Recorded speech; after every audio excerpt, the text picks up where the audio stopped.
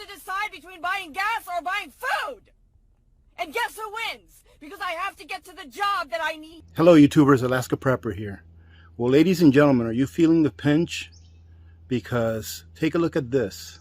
Remember I told you a couple videos ago that I was going to go out and fill my last 100-pound propane cylinder, and that I guaranteed you that it was going to be more expensive than the last time I filled it up. Well, the picture you saw there is the price at my favorite gas station, which is where I last filled up those 4 propane cylinders that you saw that I got. I believe that last fill up was $4.25 per gallon at that gas station, and now as you can see it's over $6 a gallon. And I'm going to cover a couple of things in this video, and the first one is that people are starting to feel the pinch. And take a look at this short clip. I had to alter it some because there was a lot of vulgar language in this, but this is a real person out there that is trying to work and pay the bills and put food on the table, and she finds it nearly impossible, if not impossible, to do with the current fuel prices, or gasoline prices in her case. Now, I didn't put the entire clip on there because there was so much cussing in it, and in the end she does put the blame on a particular party, but that's not what it's about. What it's about is that if you are feeling the pinch, $98 to fill up the tank today. $98. $98. I have to decide between buying gas or buying food. And guess who wins? Because I have to get to the job that I need to buy anything at all. That doesn't pay me enough. You're going to feel it even more come this winter, ladies and gentlemen.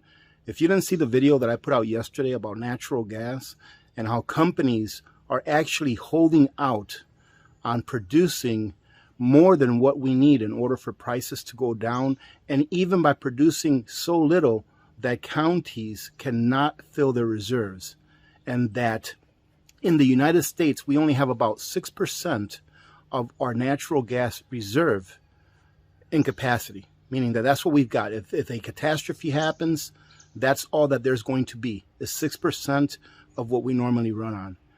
Now, ladies and gentlemen, that tells me that prepping fuel is one of the most important things that I could be doing right now, especially given where I live. How are you going to heat your home this winter? Think about that. And take a look and see how available or at what price do you think the fuel that you use to heat your home will be at this winter. Anything from natural gas to propane to heating fuel or heating oil to even wood. Here in Alaska during the winter time, 1 quart of wood is very expensive. It's above $400.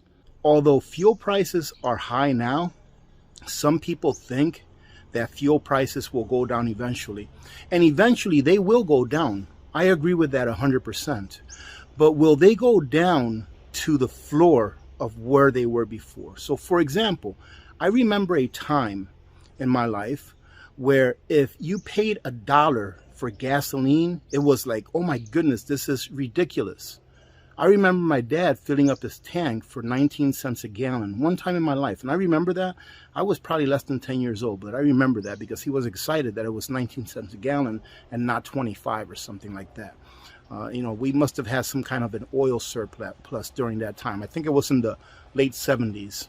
But once we got through that inflationary period and gas went up above $1 a gallon, there came a time where gasoline was never less than $1 a gallon again, except for that gentleman, that poor manager that put the price at 69 cents by mistake, and he ended up losing his job, which is too bad. And from what I understand, he ended up raising enough money to pay the owner back the money that was lost, which is pretty remarkable in my opinion. I hope he gets his job back, because that there is a person, in my opinion, that has morals. But I digress, ladies and gentlemen. So my point is this, is that there came a time where we knew we would never see gas for less than $1 again. And then several years passed, maybe a decade, I'm not sure how long. But then there came a time where gas was like all the way to like $2.80, $3 a gallon. And then when it came back down, there came a time where we never saw gasoline for less than $2 a gallon again. And I believe that this time is going to be the same thing. And instead of using it in nominal terms, instead of speaking in nominal terms, let's really speak about how much of our labor it costs to buy that gallon of gas. That's how we should be speaking. So I think that when gas prices eventually do come back down, is it going to be sold at the same number of hours of labor that you're paying for it now, or that you paid for it before when you were paying $3 a gallon? That's my point. I hope I explained that right, because that's how inflation works. That's how it eats away at your purchasing power. That's how it eats away at your hours, at your labor, your time. Right? We get to a certain point, then they drop it, and people are like, oh, great, they dropped it. Some people were actually happy because gas prices went down 10 cents here over the last couple of days. You know, and then they forget that, hey, wait a minute, a couple of years ago, I was only paying $1.79. And here I'm happy that I'm paying $5.39 instead of $5.49. So I believe that gasoline and fuels in general, energy, that's one of the things that you need to be thinking about now, because this winter, for many people, it's going to be a very cold winter. There may be stock available, but at what price? I remember hearing that it is being estimated that by the end of August, fuel prices in the form of diesel is going to be at $9 a gallon. And that worries me, because heating oil is pretty much the same thing as diesel. And heating oil right now is, as you saw on that sign, I believe it's like $4.89. Almost 3 times more what I was paying for it about a year and 2 months ago. I remember about a year and 2 months ago, we were paying about $1.75 a gallon, something like that. Now it's at $4 and I think 89 cents. I'm going to show you a few things. I'm going to show you how I do it. I'm going to go ahead and give you a little tour of my new fuel depot. Right, this is my new fuel depot. So I used to have my fuel about 25 feet away from the house, but I decided to go ahead and relocate it to the farthest corner of my property, which is probably about 150 feet away from my house. I'm a lot more comfortable with it being that far away, because it's where I keep all of my fuel products, in addition to a couple of other things, you know, oils and things like that. So I'm going to give you a tour of it, and I'm going to show you what I have. I'm also going to tell you about storing gasoline. And before I start with that, I have to go ahead and tell you that you have to do your own research, ladies and gentlemen, right? This is how I do things. Every time I do a video, I hear someone say, well, you should have done this or you should have done that. This is how I do it. And maybe you can get some good ideas off of this to include it into how you would like to do it for yourself. But do your own research, especially if you live in an area that would consider something like this illegal. So when I store gasoline, I try to do it in a container that was made to store gasoline. Unless it's some kind of emergency that I have to put in a 2-liter bottle or something, I'm going to store it in a container that is made to, you know, store gasoline, right? Because they've been tested and they've been proven, and they've proven themselves through time, right? Through the test of time. I've always had good luck storing it in, as you can see here, these red cans. And I also have some 12-gallon square cans that are approved for gasoline storage. But one of the most important things when you're storing gasoline, in my opinion, is that the containers stay sealed. So the way that you know that your container is sealed is if, you know, when like it's warm outside during the day and you see your container kind of like swell up, that means that that container is well sealed. That means that none of the gases are escaping. And then at the end of the night or in the evening when it cools down, you notice that the container shrinks in.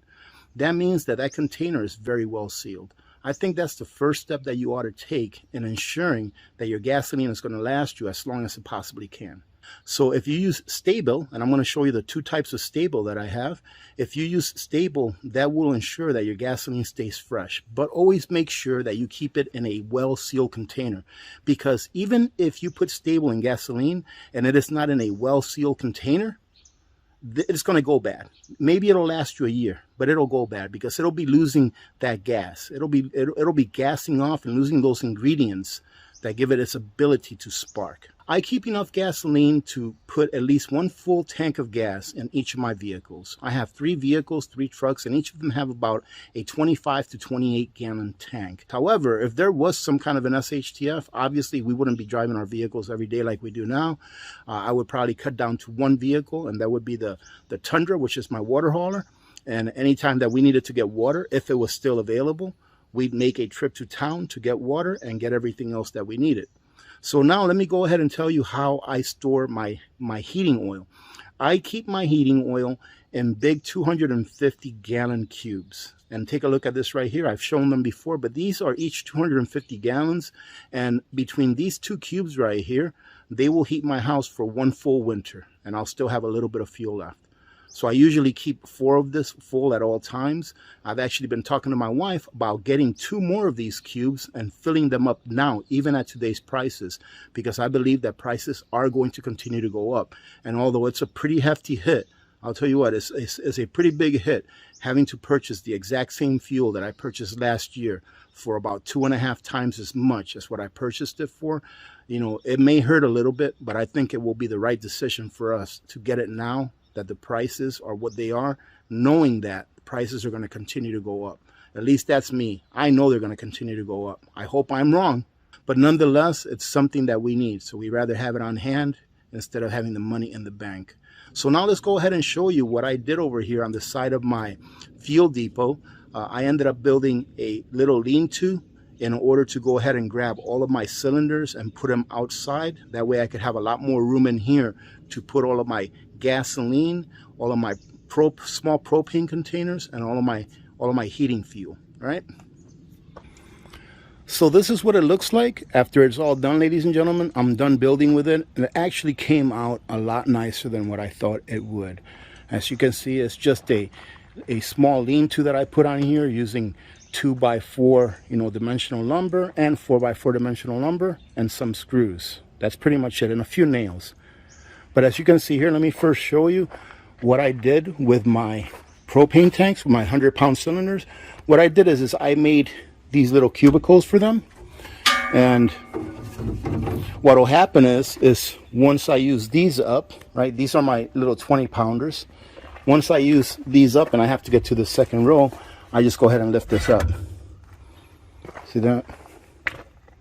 I lift that up, and I put that there just in case, to make sure that if they tip over, that they won't have very far to go before they're stopped.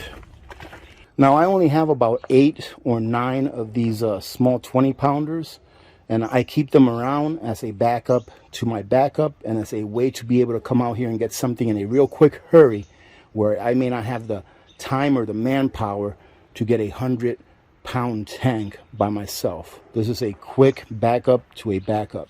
All right, a quick way that I can get one of these in a hurry if I need to. I don't really use these for my grill very much. If we use our grill at all, we maybe go through a quarter tank of one of these a year. But it's always nice to have the smaller ones, just in case you need to get one in a hurry. And let me tell you a little trick about these guys. These guys also have to be recertified. All right, but I never bother messing around with getting these recertified. And the reason why is this. Like, take a look at this one right here. This one right here is 0611, so June of 2011, meaning that in another, 2 years? In another 2 years, this one will no longer be good to fill unless it gets recertified. All I would do in that case is just take it to Walmart and exchange it out for a full one. And the ones that they have there that they give you have to be certified, and they have to be in good condition. So that's just what I do. A good thing to do, which is one of the ways that I got 4 of these tanks, is somebody at work, when I was still working, working for the man, somebody at work had 4 really, really old tanks, 20-pound tanks like these. And they were very old, and they were empty. And he said, I'm going to throw these away. Do you want them? I'm like, absolutely, I'll take them. So I grabbed them from him, took them to Walmart, exchanged them out for full ones. And that was back when they were like $16 to exchange for a full one. Gave him the old ones that needed to be recertified. They gave me 4 brand new ones, and that's how I got 4 of these blue rhinos right here. Well, ladies and gentlemen, all in all, I think it came out pretty good. Let's go ahead and take a look at the inside. Well, before we go inside, let me go ahead and show you these. For those of you that don't know that these kind of fuel cans exist, these are square fuel cans that have a pressure cap on them, and they also have a fill gauge on them that tell you how full they are. They hold 12 gallons each, but I only put like 11 gallons in each of them. And I like them because they're easy to carry, because they have those handles right there on each side. And they hold twice as much gas as your garden variety 5-gallon gas can. All right, so I went ahead and used the space under the fuel depot You just go ahead and put them in there. They'll be easy to pull out if I ever need them in a hurry. And also when I go ahead to rotate my fuel. Now as we walk in here, you'll notice that I have a can right here in the front. And I just wanted to show you really quick that they sell these kits on Amazon. I think I bought the cheaper ones. I'm going to go ahead and reorder these just to have them, to make sure that I get the ones that will last a long time, which is like those back there, and you'll see what I mean. It's this conversion kit. It comes with a flexible spout, and it also comes with a vent. Now you all know that the gas cans that are like this, what a pain in the butt they are. In my opinion, you spill more gas using these than you do using something like this. So I went ahead and converted all of my gas cans, with the exception of that one right there, because that one was given to me. All right, that one was given to me. And this one right here, I didn't do anything with converting any of these, because these are so easy to use a siphon with, that the siphon gets everything out, that you just take the top off, put the siphon in there, it comes right out. But these diesel cans I use for my fuel, for my heating fuel. And I have another 8 of those, not the exact same jerry can style of those. I have another 8 that are over by my fuel tank, because I'm rotating those out, but this is newer. So I'm just going to keep these and rotate the other ones out. That's why they're not here right now. But as you can see here, in addition to the, I would say 40 gallons that are down here under the fuel depot, 44 gallons that are down here, I've got another 10 cans up here. So we got 44 gallons plus another 50 gallons, about 90 gallons of fuel, which is plenty to fill up each of my vehicles, each of my 3 vehicles, at least one time. Now you may be wondering what that jerry can is right there. I actually got that jerry can from Facebook or Craigslist. It was from Craigslist a while back, and I decided to go ahead and use this jerry can for my camp fuel. You know, that Coleman camp fuel, I like to call it clean gas. So there's about 4 gallons of the Coleman camp fuel in there, and for those of you that don't know what that is, it's these guys right here. I got another 3 gallons right there. And as you can see, since it gets a little humid out here, I went ahead and spray painted the tops, the bottoms, and the seam that goes alongside of it. I spray painted them with some Rust-Oleum so that it wouldn't rust. Now here you see that I have some motor oil or engine oil for one of my vehicles. Right here in the back here, you can see that I have some sta-bil.